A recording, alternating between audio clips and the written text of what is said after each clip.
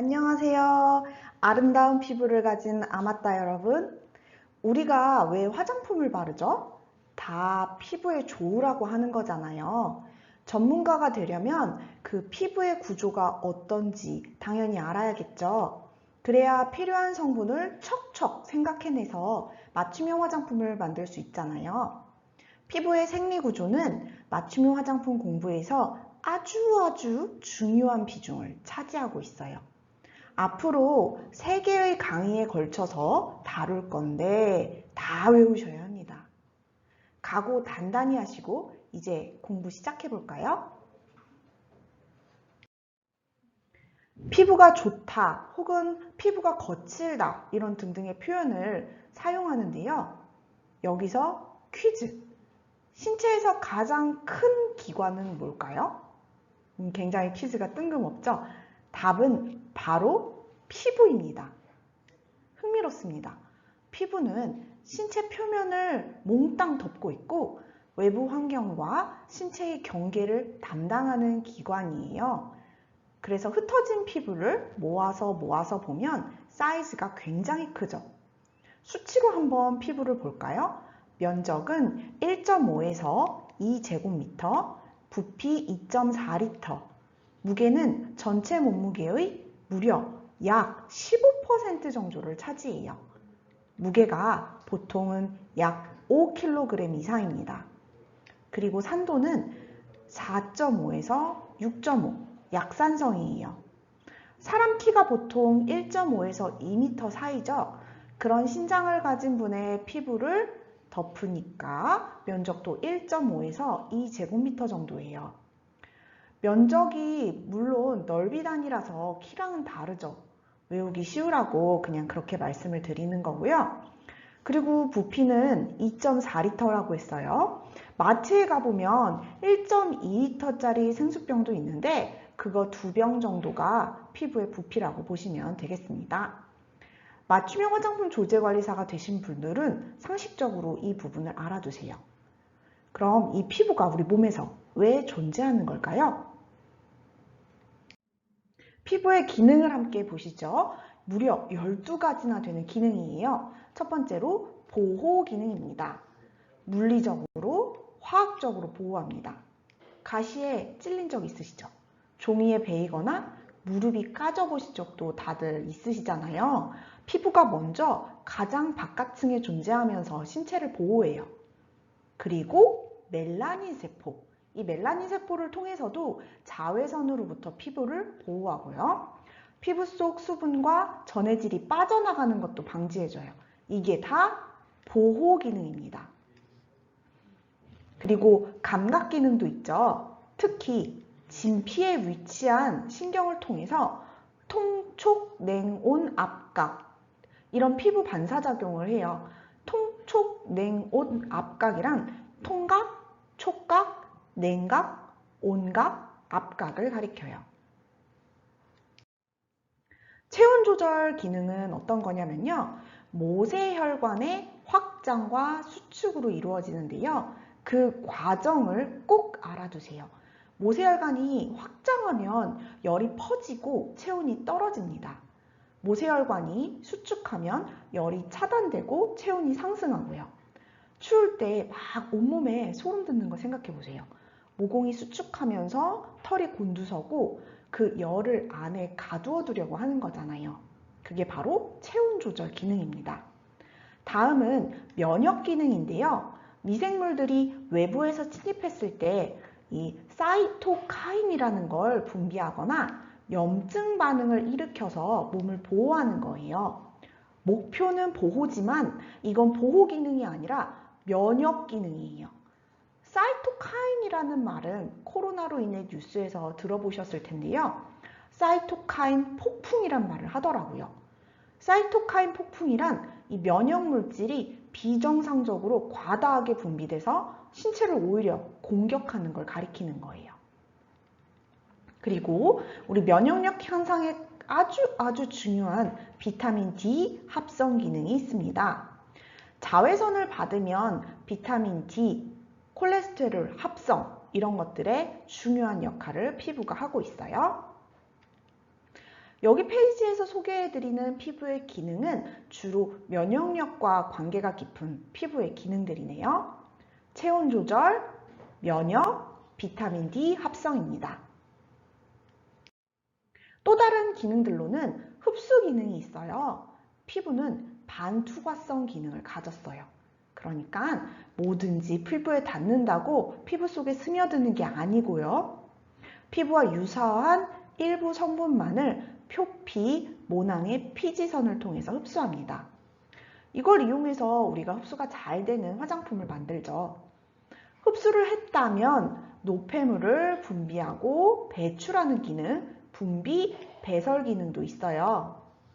땀은 하루에 0.5에서 2.5리터, 500ml 생수병 한 병에서 5병 정도를 배출하고요. 피지는 하루에 1, 2g 정도 분비합니다. 땀을 흘리지 않는 것처럼 느껴지는 날에도 사실은 땀이 조금은 난 거예요. 그래서 저녁에 샤워하고 머리를 감는 게 노폐물과 땀을 씻겨내서 피부 모공을 막지 않고 피부 미용이나 탈모 관리에도 좋다고 하죠. 이제 앞으로 저녁에 샤워하시는 거예요. 그리고 이제 호흡 기능이 있습니다.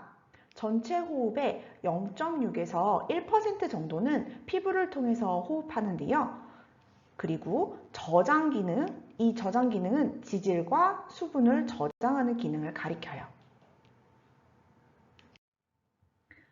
또 있습니다. 재생 기능, 상처가 났다가 아무는 거 본 적 있으시죠? 세포를 계속 생성해서 피부 상처 회복에 도움이 되고요. 거울 기능, 신체 이상 증상이 피부를 통해서 일찍 보이면 질병 관리에 도움이 돼요.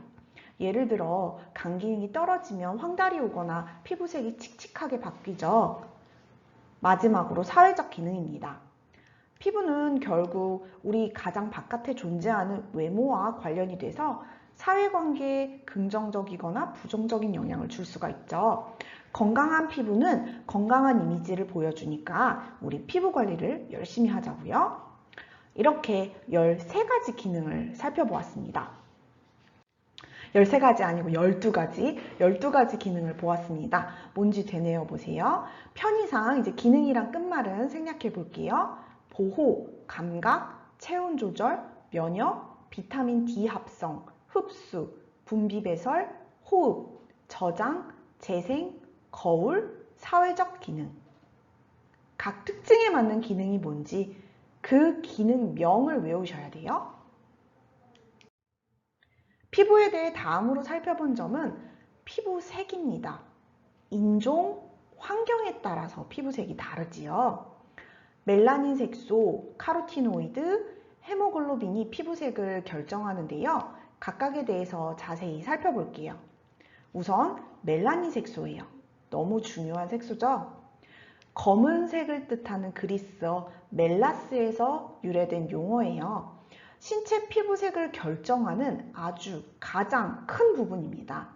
사실 피부뿐만 아니라 우리의 눈동자, 털에도 존재하고요. 자외선으로부터 피부를 보호하는 작용도 하는 필수 아미노산 중에 하나예요.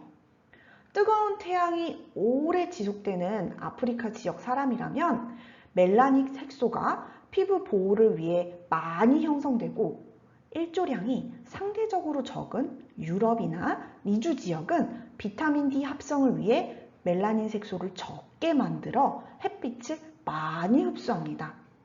그럼 어떻게 만들어지나 볼까요? 피부 표피의 기저층에 표피세포 5%를 차지하는 멜라닌 형성 세포가 있어요. 멜라닌 형성 세포는 멜라노사이트라고도 불려요. 여기서 멜라닌 색소가 만들어지죠. 멜라노사이트는 낙지발처럼 끝에 이렇게 돌기가 나 있어요. 피부가 자외선, 외부 손상, 염증 같은 자극을 받아서 피부 표면에 활성산소가 생기면 피부 보호를 위해서 멜라노사이트가 활성화됩니다. 멜라노사이트, 이것도 일종의 세포인데요. 멜라노사이트 안에 멜라노좀이라는 데가 있어요. 그 멜라노좀에서 티로신이 티로시나제 효소에 의해서 산화돼서 멜라닌이 됩니다. 너무 헷갈리죠? 다시 정리해 볼게요. 표피 기저층에 멜라닌 사이트라는 세포가 있어요.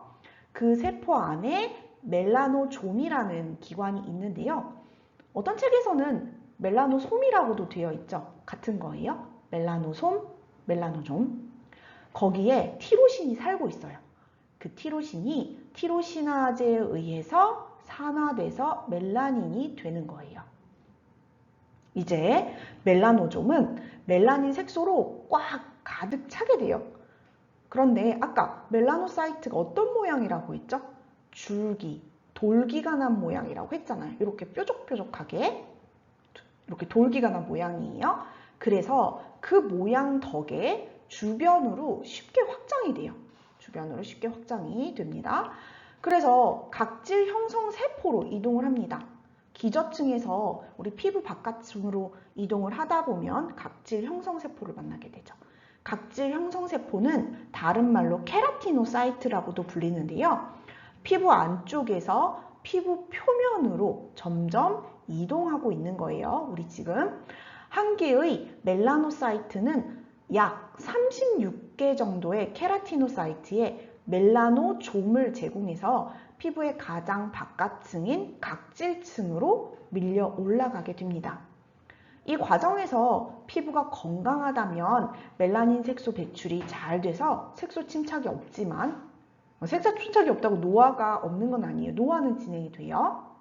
그리고 피부 신진대사가 떨어지는 피부라면 멜라닌 색소가 피부 표면에 색소 침착으로 남게 됩니다. 노화도 당연히 진행이 되고요. 신진대사가 잘 되어야지 피부가 좋은 사람이 될 수 있어요. 이렇게 멜라노사이트의 수는 인종, 나이, 성별에 관계없이 같습니다. 조금 다르죠? 근데 어떻게 피부가 진하고 연하고가 되죠? 멜라노사이트의 수가 같은데? 그럼 피부색이 다른 이유는 멜라노사이트의 수 때문이 아니에요. 이건 멜라닌 형성세포 수가 다르기 때문이 아니라 여기서 만들어진 멜라닌의 크기와 양, 멜라닌 색소의 종류에 따라 달라지는 거예요. 멜라닌 색소는 유멜라닌이랑 페오멜라닌 두 가지가 있어요. 시크릿 노트 보면은 오른쪽에 혹은 왼쪽에 여백이 있죠. 이 내용을 적으셔도 좋습니다. 유멜라닌은 흑갈색부터 검은색 멜라닌 색소인데요. 입자가 크고 동양인한테 많아요. 그리고 그 입자는 분사형, 타원형으로 되어 있고요. 자연계에서 가장 검은 흔한 색소 이렇게 하면 유멜라닌입니다. 페오멜라닌은 적색 색소인데요. 연한 적황색으로 서양인에게 많이 나타나요. 동물의 털이나 우모에도 페오멜라닌이 있어요. 유멜라닌보다는 페오멜라닌이 많아야 피부색이 밝은 거예요. 멜라닌은 하지만 과다하게 생성되면 기미, 주근깨, 노인성 반점, 흑색증 등 색소 침착과 피부 노화, 피부암을 가리킵니다. 피부색을 결정하는 또 다른 요인으로는 헤모글로빈과 카로티노이드 색소가 있어요. 헤모글로빈은 적혈구에 있는 단백질 색소로 산소와 결합하면 붉은색을 나타내서 혈액을 붉게 보이게 하고 산소와 결합하지 못하면 푸른색을 나타냅니다. 그리고 카로티노이드 색소는 카로틴이라고도 불리는데요. 비타민 A의 전구 물질로 피부에 황색을 띠게 하고 황인종에게 많이 있어요.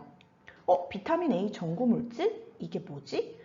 비타민 A 전구 물질이라는 건 비타민 A는 아니에요. 하지만 체내에 들어오면 비타민 A로 전환돼서 이용되는 거예요. 비타민 A처럼 작용하지만 완전히 비타민 A는 아니에요. 그래서 체내 흡수율이나 활성이 비타민 A보다는 조금 떨어집니다. 비타민은 불안정한 경우가 많기 때문에 화장품에서 전구 물질들을 많이 사용하죠. 비타민 C 전구 물질 같은 거요. 비타민 C는 아니지만 체내에 들어오면 비타민 C처럼 작용해요. 그런 게 전구 물질이에요. 피부색 공부하시면서 표피에 뭐 기저층 이런 단어 사용했는데요. 그게 뭐지? 하셨죠? 낯선 단어가 나오면 왠지 너무 어렵고 공부가 두렵잖아요. 하지만 피부의 구조를 공부하시면 표피가 뭔지, 기저층이 뭔지 금방 내 머릿속에 지식으로 만들 수 있으니까 걱정하지 마세요. 그리고 다시 말씀드리지만 피부에 관한 건 너무 중요하고 기출도 자주 되고 있기 때문에 뭐 거의 다 외우셔야 합니다. 피부의 구조는 크게 표피, 진피, 피하 조직 세 가지 구조가 있어요. 세부 조직에 대해서 우리가 또 봐야겠죠? 바로 이게 피부의 구조입니다. 이 그림요, 외우셔야 해요. 실제로 피부 구조도 그림으로 시험에 나왔어요. 각 부위의 명칭 아셔야 합니다. 그리고 피부 구조 그림도 찾아보시면 아시겠지만 거의 비슷해요. 근데 돋보기로 뭐 표피만 크게 그려놓은 그림 있고 뭐 진피만 크게 그려놓은 그 더 자세하게 그려놓은 것들도 있기 때문에 다른 사진도 한번 찾아보시고 익숙해지시기 바랍니다. 이렇게 그림에 보이는 것처럼 표피, 진피, 또 피하 조직이라고 크게 세 가지 부분으로 주어져 있어요. 표피는 각질층, 투명층, 과립층, 유국층, 기저층입니다. 진피는 유두층, 망상층이에요. 꼭 외우셔야 돼요. 피부의 각 층에 대해서는 다음에 이어질 2개의 강의에 걸쳐서 자세하게 공부하기로 하고요. 오늘은 피부의 기능, 피부색을 결정하는 색소 이런 것들에 대해서 알아보았습니다. 모두 빠짐없이 다 중요합니다. 그럼 어서 다음 강의로 오세요.